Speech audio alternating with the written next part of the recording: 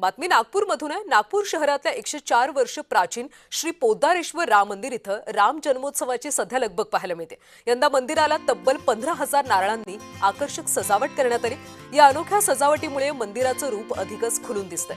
विशेष म्हणजे 25 दिवसांच्या अथक परिश्रमानंतर 25 सेवादार युवकांनी मंदिराचं प्रवेशद्वार, सभामंडप आणि खांब यांना नारळांनी सजवले। मौली धाग्याचा वापर करून करण्यात आलेली ही सजावट सध्या भाविकांचं लक्ष वेधून घेतेय।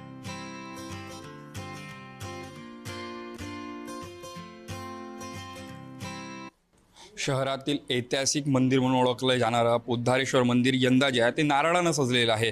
या मंदिराची जी आहे व्याख्याता सुद्धा वेगळी आणि आपण बघू शकता की या ठिकाणी संपूर्ण आरस जे आहे ते संपूर्ण नारळाने इथे सजवण्यात आलेली आहे। रामनवमीची शोभायात्रा जी आहे ते मध्य भारतात जे आहे ते नागपुरातली प्रसिद्ध आहेत आणि वेगवेगळ्या झाक्याने एका अर्थानं जे आहे ते शोभायात्रेत दिसत असते। एक प्रयत्न जे आहे ते समाजाला दाखवण्याचा प्रयत्न या संपूर्ण झाक्यात असतो। आपण आपल्यासोबत जे आहेत ते या रामभक्त आहेत प्रवीणजी, आपण त्यांची संवाद साधूया। काय सांगाल, ज्या पद्धतीने ऐतिहासिक मंदिर म्हणून नागपुरात या मंदिराची ओळख आहे, कसं या पूर्ण नारळाच्या आरस आपण सजवलेला आहे?